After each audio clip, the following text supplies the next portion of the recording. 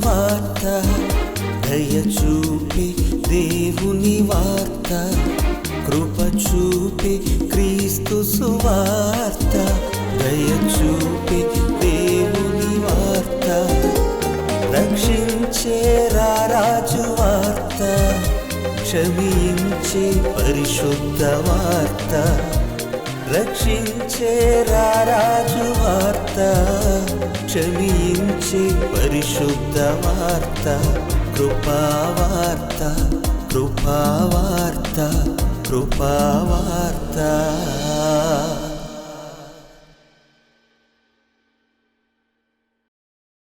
కృపావార్త అనే ఈ కార్యక్రమానికి మీ అందరికీ స్వాగతమును తెలియజేయుచున్నాను.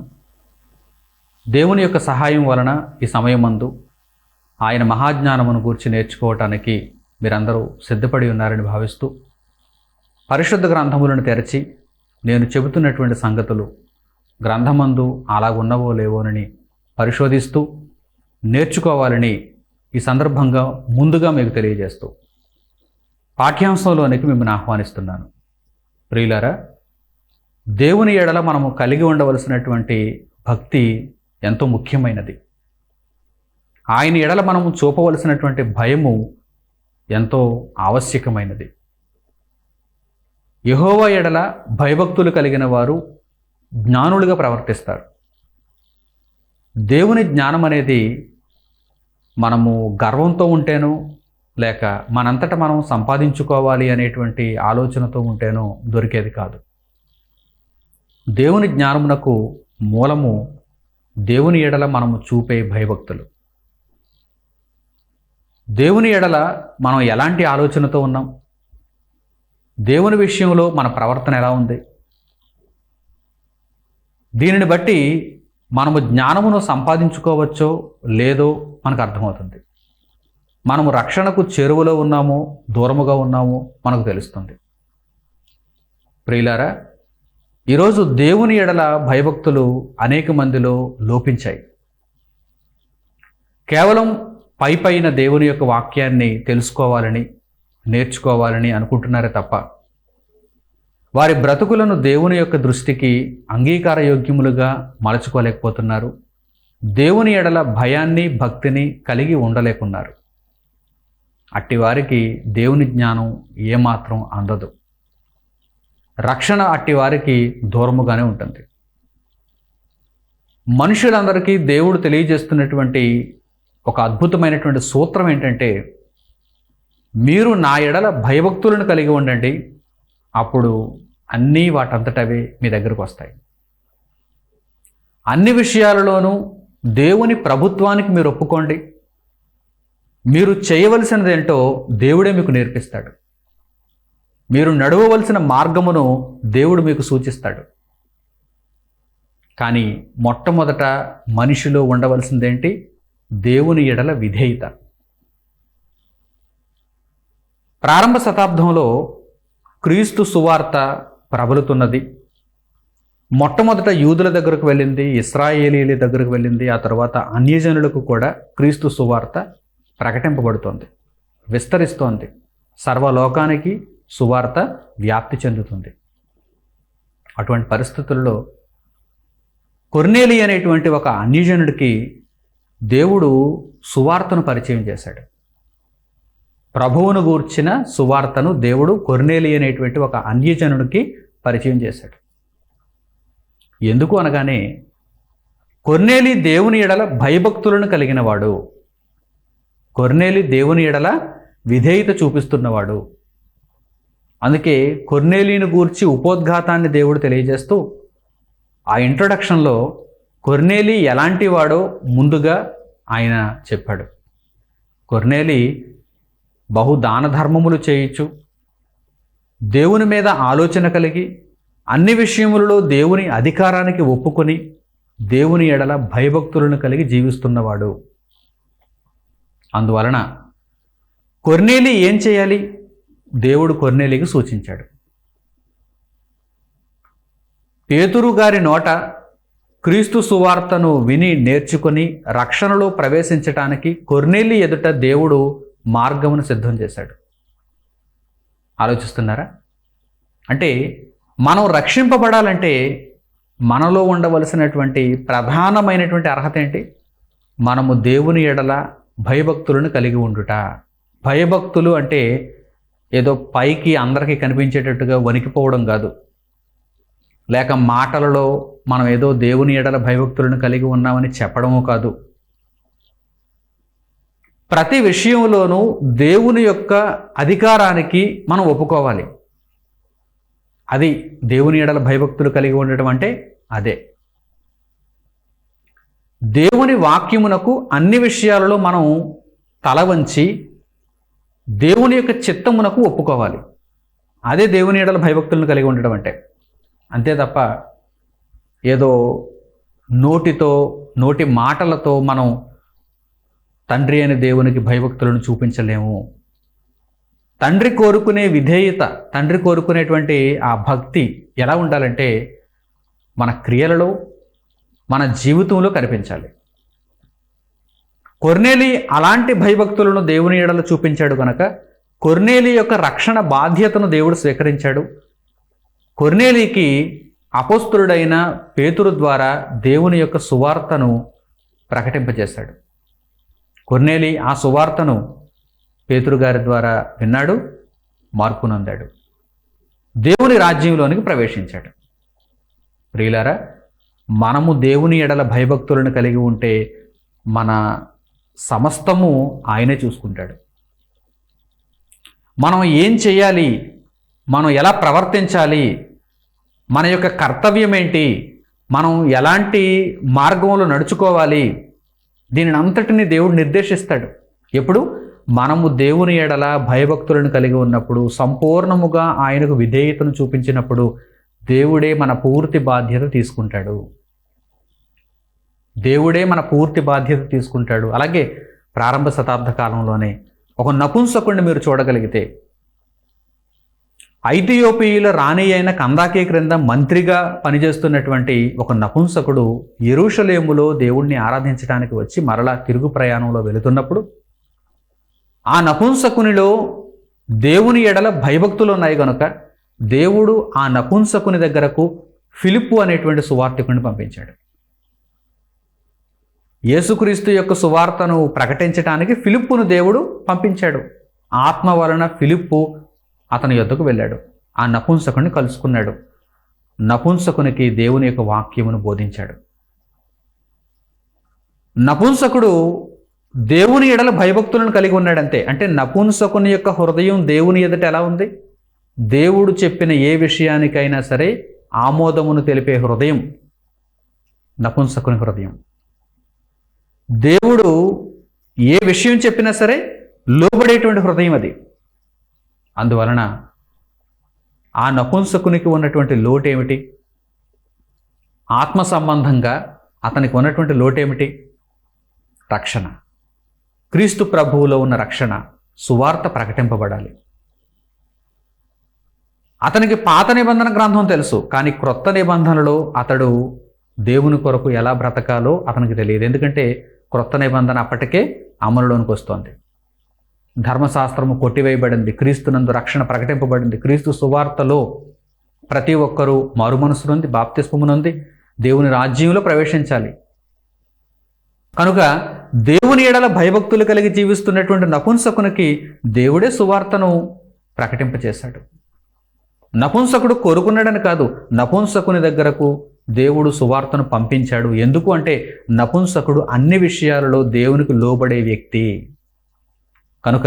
ఇప్పుడు పరిశుద్ధ గ్రంథంలో వ్రాయబడినటువంటి ఒక చక్కని మాటను మీరు చదవగలిగితే ఆ మాట మీకు బాగా అర్థమవుతుంది. సామెతల గ్రంథము 9వ అధ్యాయము 10వ వచనాన్ని చూడండి. సామెతల గ్రంథము 9వ అధ్యాయము 10వ వచనం.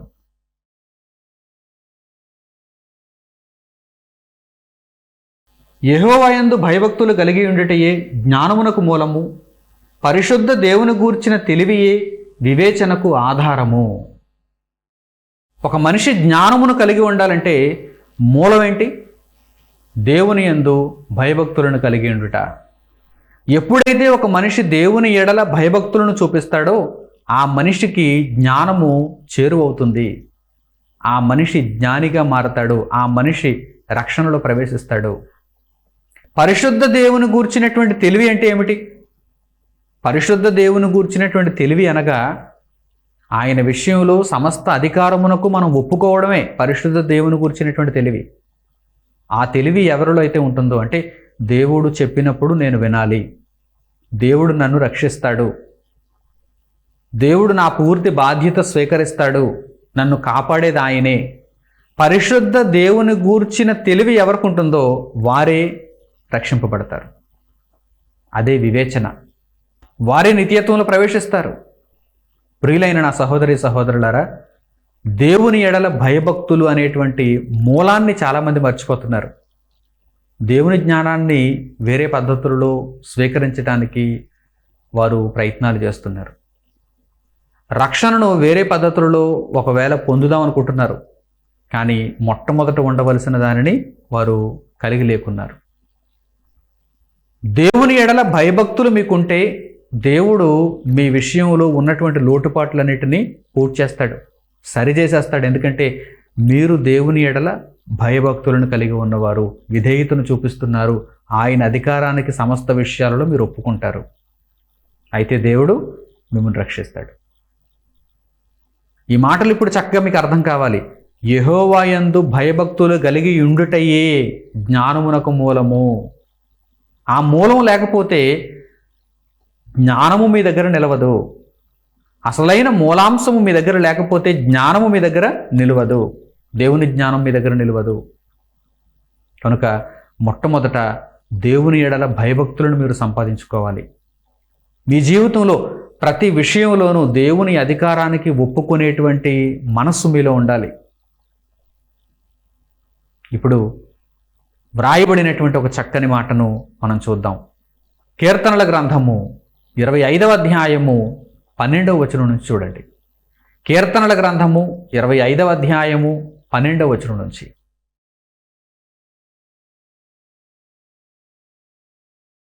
యెహోవా యందు భయభక్తులు గలవాడెవడో వాడు కోరుకొనవలసిన మార్గమును ఆయన వానికి బోధించును. అతని ప్రాణము నెమ్మదిగా ఉండును, అతని సంతానము భూమిని స్వతంత్రించుకొనును. యెహోవా మర్మము ఆయన యందు భయభక్తులు గల వారికి తెలిసి ఉన్నది, ఆయన తన నిబంధనను వారికి తెలియజేయును. యెహోవా యందు భయభక్తులు కలిగి ఉండి వాడెవడో అతనికి దేవుడు తన మార్గమును తెలియజేస్తాడు. వాడు కోరుకోవలసిన మార్గమును దేవుడు వానికి తెలియజేయును అని వ్రాయబడింది చూడండి. అంటే మనము కోరుకోవలసిన మార్గం మనకు తెలియనప్పుడు మనం చేయవలసింది ఏంటి? దేవుని ఎడల భయభక్తులను కలిగి ఉండడమే. మనం దేవుని ఎడల భయభక్తులను కలిగి ఉన్నప్పుడు మనం ఏమి కోరుకోవాలో దేవుడు మనకు తెలియజేస్తాడు, మనకు బోధిస్తాడు, ఆయన మనకు నేర్పిస్తాడు ఆయన. ఎందుకంటే మన బాధ్యత అంతా ఆయన మీద వేశాం, మన బాధ్యత అంతా ఆయన మీద వేశాం, ఆయన చూసుకుంటాడు. తండ్రి, నీవు ఏమి చెప్పినా నేను లోబడతాను, ఎందుకంటే నీవు సర్వోన్నతుడవు. ఈ భావన ఎవరిలో అయితే ఉంటుందో వారు తప్పకుండా రక్షింపబడతారు. దేవుడు వారి చెయ్యి విడిచిపెట్టడు. అందుకే దేవుడు అక్కడ వ్రాయించాడు చూడండి, తన యందు భయభక్తులు కలిగిన వారికి ఆయన తన నిబంధనను తెలియజేస్తాడు. వారిని నిత్యము ఆయన కాపాడుతూ ఉంటాడు, వారు నశించిపోరు. ఆయన తన నిబంధనను వారికి తెలియజేస్తాడు, తన కట్టడలను వారికి తెలియజేస్తాడు. ఏం చేస్తే వారు బ్రతుకుతారో వారికి దేవుడు నేర్పిస్తాడు. ఎందుకు అంటే వారు నా ఎడల భయభక్తులను కలిగిన వారు, నేనంటే వారికి ఎంతో విధేయత. ఈ విషయంలో దేవుడు తన బిడ్డలను కాపాడతాడు, తన భక్తులను కాపాడతాడు. ఇందులో ఎటువంటి సందేహం లేదు. కనుక ప్రియులారా, రక్షణను మనం సంపాదించుకొని క్రీస్తు ప్రభువులో మనం నిత్యత్వాన్ని పొందాలంటే కనుక మనకు ఉండవలసిన ప్రాథమికమైనటువంటి ప్రధానమైనటువంటి అర్హత ఏంటంటే దేవుని ఎడల భయభక్తులు. దేవుని ఎడల భయభక్తులు. మీరు దేవుని ఎడల భయభక్తులను కలిగి ఉంటే అది నిజమైన భయం అయితే, అది నిజమైన భక్తి అయితే, మరలా పైకి వేషధారణగా కాదని మొదటి నుంచి మీకు తెలియజేస్తున్నాను, వేషధారణతో కూడినదై ఉండకూడదు. నిజమైన స్వచ్ఛమైనటువంటి భయభక్తులను దేవునికి మీరు చూపిస్తే దేవుడు మీ చెయ్యి విడిచిపెట్టడు. మీరు కోరుకోవలసిన మార్గమును దేవుడు మీకు నేర్పిస్తాడు. ప్రియులారా, ఈ విషయంలో ఎటువంటి సందేహం లేదు. రక్షణ పొందగలమా లేదా, మేము నిత్యత్వంలో ప్రవేశించగలమా లేదా, మా బ్రతుకును చివరి వరకు రక్షణ మార్గంలో నడిపించుకోగలమా లేదా అనేటువంటి సందేహాలతో, సందిగ్ధాలతో ఉన్నారా? మొట్టమొదట మీరు చేయవలసినటువంటి పని ఏంటంటే దేవుని ఎడల భయభక్తులను చూపించండి. దేవుడు వద్దన్నది చేయకూడదు, దేవుడు చేయమన్నది చేయాలి. ఇంతే. దేవుని ఎదుట మన బ్రతుకును భయభక్తులు కలిగిన బ్రతుకుగా చూపించాలి, విధేయత కలిగినటువంటి బ్రతుకుగా చూపించాలి. ఆయన అనుకున్న ప్రతిదీ మనలో నెరవేరటానికి మనం లోబడాలి ఆయనకి.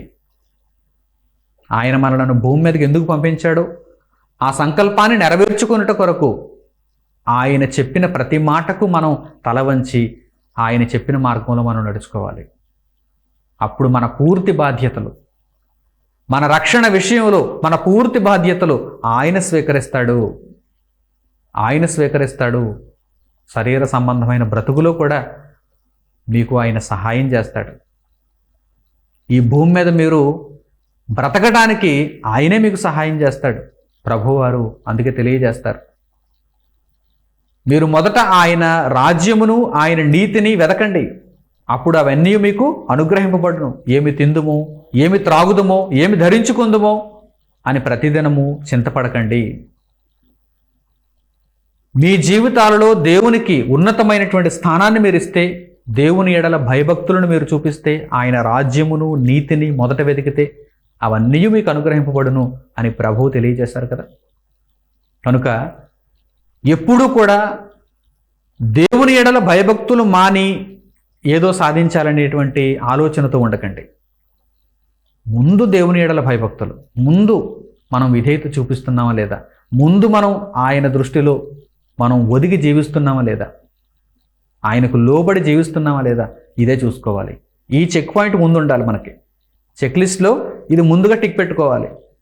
నేను దేవుని ఎడల భయభక్తులను కలిగి ఉన్నానా లేదా, దేవుడు చెప్పిన దానికి ఎదురాడుతున్నానా లేక దేవుడు చెప్పిన దానికి నేను లోబడుతున్నానా, దేవుడంటే అమితమైన ప్రేమతో, అమితమైన ఇష్టంతో, దేవుడు చెప్పిన ప్రతి మాటను నేను పాటించాలనేటువంటి సర్వసిద్ధమైన మనసుతో నేనున్నానా లేదా అనేది ప్రతి క్షణం మనం సరిచూసుకుంటూ ఉండాలి. దేవుడు మనలను నిస్సందేహంగా కాపాడతాడు.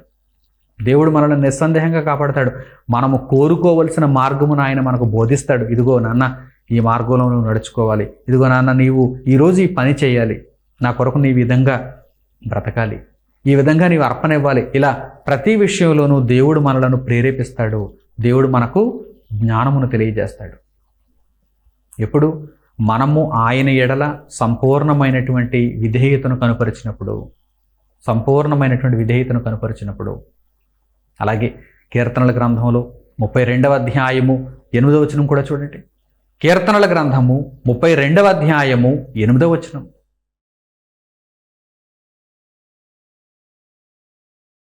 నీకు ఉపదేశము చేసేదను, నీవు నడవవలసిన మార్గమును నీకు బోధించేదను, నీ మీద దృష్టి ఉంచి నీకు ఆలోచన చెప్పేదను. దేవుని ఎడల భయభక్తులు కలిగిన వారైతే దేవుడు ఏం చేస్తున్నాడు చూడండి, ఉపదేశం చేస్తున్నాడు వారికి. పెందలకడ లేచి దేవుడు వారికి ఉపదేశం చేస్తాడు. నీకు ఉపదేశము చేసేదను, నీవు నడవవలసిన మార్గమును నీకు బోధించేదను, నీ త్రోవలను నేను సరళము చేయుదును. దేవుడు మన పూర్తి బాధ్యతలు తీసుకుంటున్నట్టుగా మనకు కనిపిస్తుంది చూడండి. నీ మీద ప్రత్యేకమైన దృష్టి పెట్టి నీకు నేను ఆలోచన చెప్పేదను అంటున్నాడు దేవుడు. నీ మీద దృష్టి ఉంచి నీకు ఆలోచన చెప్పేదను. మనల్ని ఎంతగా దేవుడు పట్టించుకోవాలంటే, మనము రక్షణలో ప్రవేశించి నిత్యత్వానికి అర్హులుగా మార్చబడేంత వరకు దేవుడు ప్రత్యేకమైన శ్రద్ధ తీసుకుని మనకు దేవుడు బోధించాలంటే మనం చేయవలసినది ఏంటి? చాలా స్పష్టంగా వ్రాయబడింది. మనం చేయాల్సింది ఏంటి? దేవుని ఎడల భయభక్తులను కలిగి ఉండటం. దేవుని ఎడల భయభక్తులను కలిగి ఉన్న వారి యొద్దకు దేవుడు తన మాటలను పంపిస్తాడండి. ఏదో విధంగా ఆయన అనుకుంటే ఏ విధంగానైనా పంపించగలడు కదా. ఎటువంటి ఆటంకాలనైనా ఆయన తొలగించగలడు కదా. ఆయన ఎడల భయం ఉందా? ఆయన ఎడల విధేయత ఉందా? ఈ కీలకమైనటువంటి అంశమును చాలామంది మర్చిపోతున్నారు. చాలామంది దీనిని చులకనగా చూస్తున్నారు. దేవుని జ్ఞానము అనేసరికి కొంతమందిలో చూడండి, మాకు చాలా తెలుసు, మేము చాలా నేర్చేసుకున్నాం, అసలు ఇప్పుడు మేము దేవుని ఎడల భయభక్తులు చూపించవలసిన అవసరం ఏమి లేదు, మేము దేవునికి చాలా దగ్గర అయిపోయాం అనుకుంటూ ఉంటారు. ఏంటి ఇంకా ఈ భూమి మీద మానవ శరీరంలో ఉన్నప్పుడే ఇంత గర్వమా, ఇంత అహంకార దృష్ట? శరీరాన్ని విడిచిపెట్టేంత వరకైనా ఒదిగి జీవించలేరా? భయభక్తులతో జీవించలేరా? దేవుడు అంతవరకే కదా ఈ బ్రతుకులో మనలో విధేయతను కోరుకుంటున్నది. ఆ తర్వాత మనకు విశ్రాంతే కదా. కానీ చాలామంది చూడండి విర్రవీగినటువంటి మనస్తత్వంతో ఉంటారు. ఆదికాండం నుండి ప్రకటన గ్రంథం వరకు ఎక్కడ ఏం అడిగినా నేను చెప్పేయగలను, నన్ను మించిన జ్ఞానులు ప్రపంచంలో ఇంకెవరూ లేరు అనుకుంటూ అస్సలు దేవునికి భయభక్తులు చూపించకుండా, అసలు వారి ప్రవర్తన, వారి మాటలు, వారి విధానం చూస్తుంటే వారిని అనుకరించాలనుకునేవారు కూడా అలాగే మారిపోతున్నారు. అంటే వారు అనేక మందికి మరి ప్రేరణ ఇస్తారు కదా, కనుక వారి దగ్గర ఆ ప్రవర్తనను చూచిన వారు కూడా ఇలాగే మారిపోతున్నారు. గర్విష్ఠులుగా, అహంకార దృష్టితో, కనీసం లోబడి దేవుని ఎదుట మోకాల్లోని ప్రార్థన చేయలేని పరిస్థితుల్లో ఈరోజు అనేక మంది ఉన్నారు.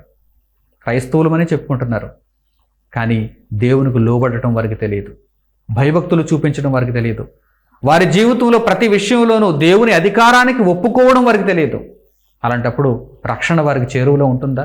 ఏదో పైకి అలంకారప్రాయంగా నలుగురు దృష్టిలో మేము కూడా దేవుని మార్గంలో ఉన్నాము అని వారు చలామణి అవుతున్నారు తప్ప వారికి దేవుని జ్ఞానం దగ్గరగా లేదు. అసలు దేవుని జ్ఞానం ఎవరి దగ్గర ఉంటుంది?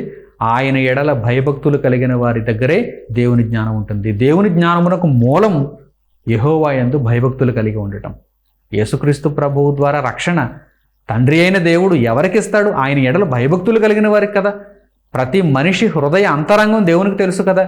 ఎవరి హృదయము నా ఎదుట వణకుచూ భయపడుతూ ఉందో అట్టి వారికి నేను క్రీస్తు ప్రభువులో ఉన్న రక్షణను ఇవ్వాలని దేవుడు అనుకుంటాడు కదా. ఆ విధంగానే కదా బైబిల్లో వ్రాయబడింది. నేను నీకు ఉపదేశించాలంటే, నీ మీద ప్రత్యేకమైన దృష్టి పెట్టి నిన్ను రక్షించాలంటే, నీకు నేను మార్గమును తెలియచేయాలంటే నీవు నా ఎడల భయభక్తులను కలిగి ఉండాలని దేవుడు తెలియజేస్తున్నాడు. ఈ విషయాన్ని ఇప్పుడు కూడా మర్చిపోకండి. విశ్వాస జీవితంలో ఆత్మ సంబంధమైన రక్షణకు సంబంధించి ఇది చాలా కీలకమైన అంశం. ఎల్లప్పుడూ దేవుని ఎడల భయభక్తులను కలిగి జీవించాలి. జీవితకాలమంతా దేవుని ఎదుట విధేయతను కనుపరచాలి. అది వేషధారణతో కూడినది కాదు. ఏదో మన మాటలోనో పాటలోనో మనం భయభక్తులను దేవునికి చూపించలేం, విధేయతను దేవునికి చూపించలేం. మన బ్రతుకులో చూపించగలం. మనం తీసుకునే నిర్ణయాలలో మనం దేవుని ఎడల భయభక్తులను కలిగి ఉన్నామా లేదా అనేది కనిపిస్తుంది. దేవుని అధికారానికి ఒప్పుకోగలుగుతున్నామా? వాక్యమందు వ్రాయబడినటువంటి సంగతులను మన జీవితంలో పాటించగలుగుతున్నామా? అటువంటి మనసు మనకుందా? ఎప్పుడైతే మనం దేవునికి లోబడతామో అప్పుడు మనకు ఆ మనసు వస్తుంది. ఎప్పుడైతే మనకు ఆ మనసు ఉంటుందో, ఎప్పుడైతే మనం దేవునికి లోబడుతూ జీవిస్తున్నామో అప్పుడు దేవుడు రక్షణను మనకు చేరువ చేస్తాడు. రక్షణలో మనల్ని ఉంచుతాడు. మనము కోరుకోవలసిన మార్గమును దేవుడు మనకు బోధిస్తాడు, నేర్పిస్తాడు. చివరి వరకు చేయి పట్టుకుని నడిపిస్తాడు. చివరి వరకు. ప్రారంభ శతాబ్దంలో క్రీస్తు రక్షణ అనేక మందికి పరిచయం అవుతుంది. అనేక మందికి.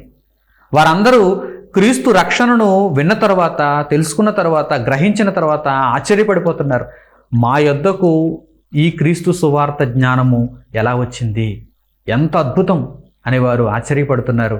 దేవుని ఎడల వారు భయభక్తులు కలిగి ఉన్నారని అక్కడ తెలియచేయబడింది. అలాంటి వారి యొద్దకే క్రీస్తు రక్షణ పంపబడుతున్నదని దేవుడు వ్రాయించాడు. ప్రియులారా, ఒక అద్భుతమైనటువంటి మాటను చూడండి. అపోస్తలుల కార్యములు 13వ అధ్యాయము 26వ వచనం. అపోస్తలుల కార్యములు 13వ అధ్యాయము 26వ వచనాన్ని చూడండి.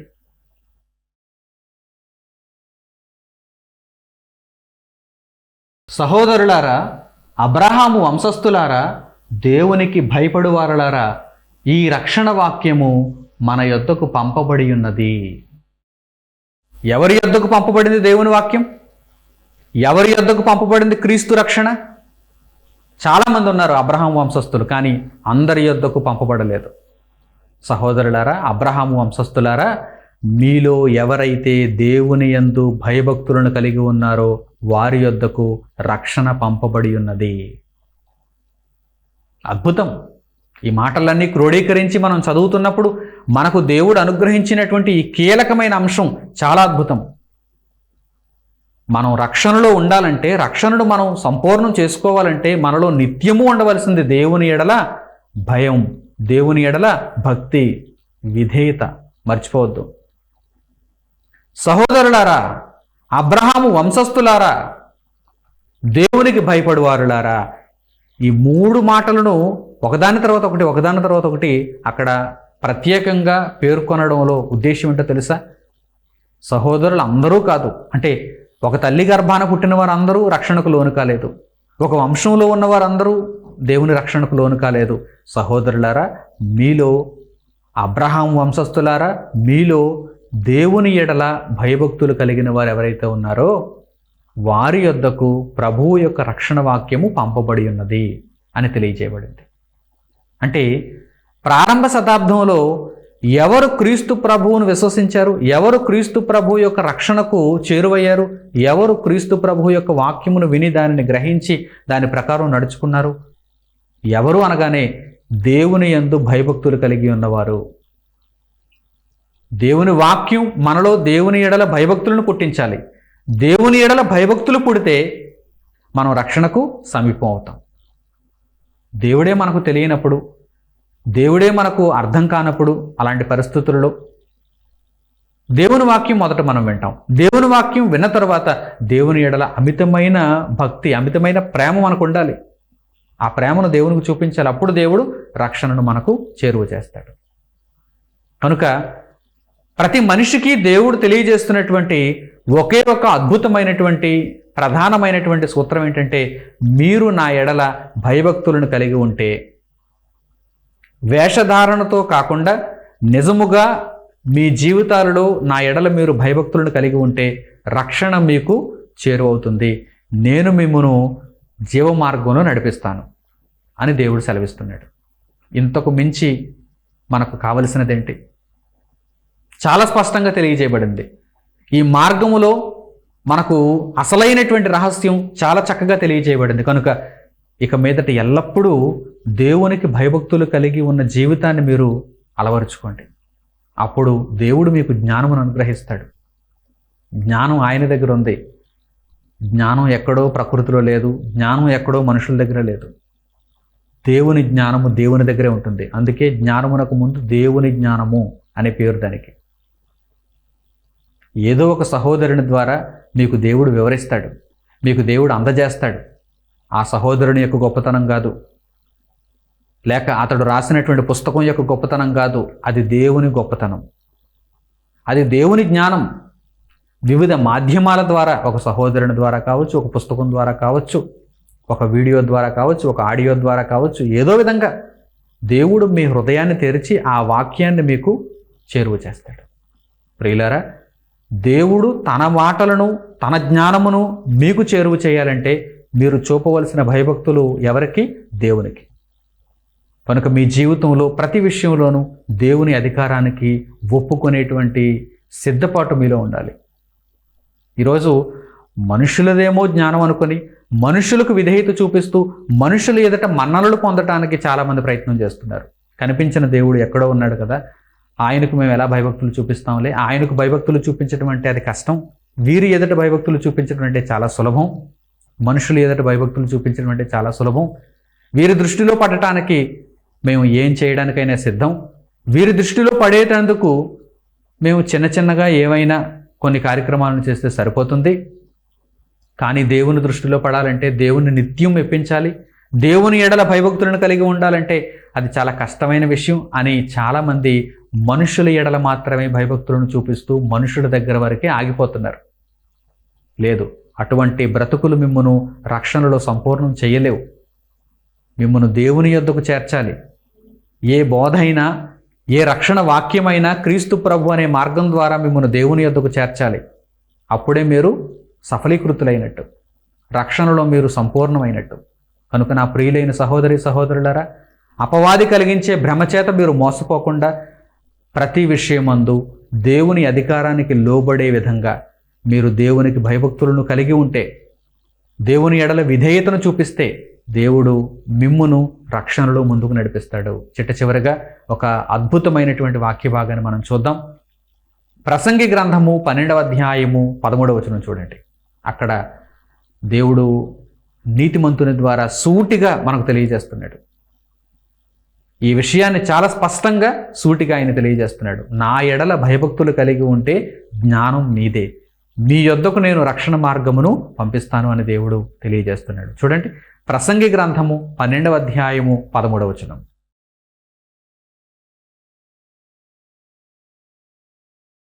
ఇదంతయు వినిన తరువాత తేలిన ఫలితార్థం ఇదే, దేవుని యందు భయభక్తులు కలిగి ఉండి ఆయన కట్టడలను అనుసరించి నడుచుచుండవలెను, మానవ కోటికి ఇదియే విధి.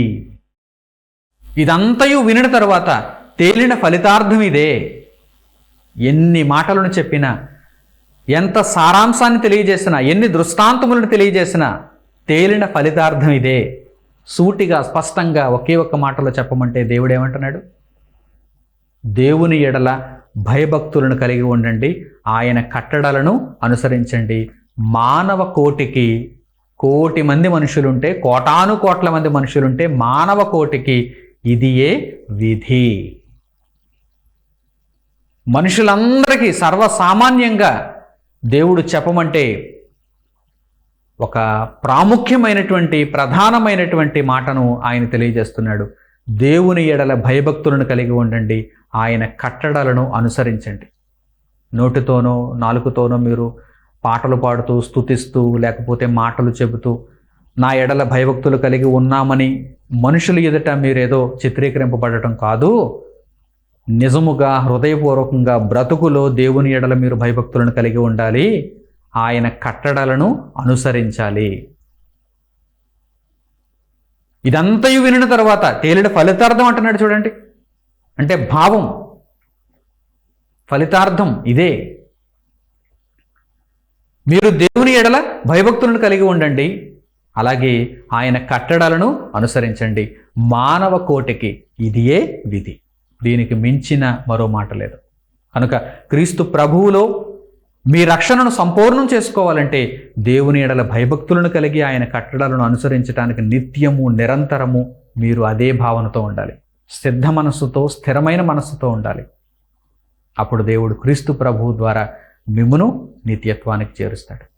చక్కని నిర్ణయంతో దేవుడు చెప్పినటువంటి మాటలకు విధేయత చూపిస్తూ ఆయన మాటలకు లోబడుతూ మీ బ్రతుకులను జీవమార్గమందు నడిపించుకోవాలని యేసుక్రీస్తు ప్రభు యొక్క ప్రేమను బట్టి మిమ్మల్ని అందరినీ కోరుకుంటూ దేవుని మాటలను ఇందరితో ముగిస్తున్నాను.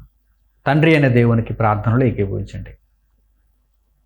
మహాపరిశుద్ధుడును మహోన్నతుడునైన మా కన్న తండ్రి, మీరు అనుగ్రహించిన ఈ దివ్యమైనటువంటి జ్ఞానపు సంగతుల కొరకు మా హృదయపూర్వకమైన కృతజ్ఞతాస్తుతులు మీకు చెల్లిస్తున్నాము.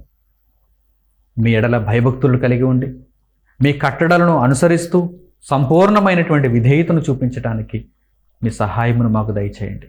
పూర్ణ మనస్సుతో, పూర్ణ ఆత్మతో, పూర్ణ బలముతో, పూర్ణ వివేకముతో మిమ్మల్ని ప్రేమించవలను అనే మాటలకు అర్థం ఇదే.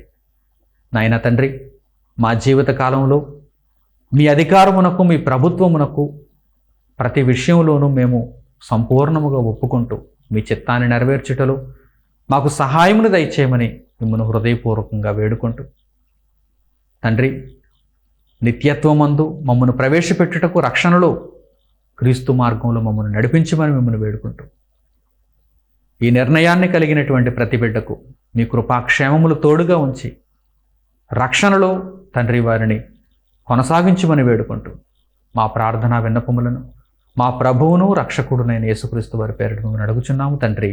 ఆమేన్. మన తండ్రి అయిన దేవుని ప్రేమ, మన రక్షకుడైన యేసుక్రీస్తు వారి కృప, పరిశుద్ధాత్మని అన్యోన్య సహవాసము మనందరికీ సదాకాలము తోడై నడిపించునుగాక. ఆమేన్. అందరికీ వందనములు. సెలవు.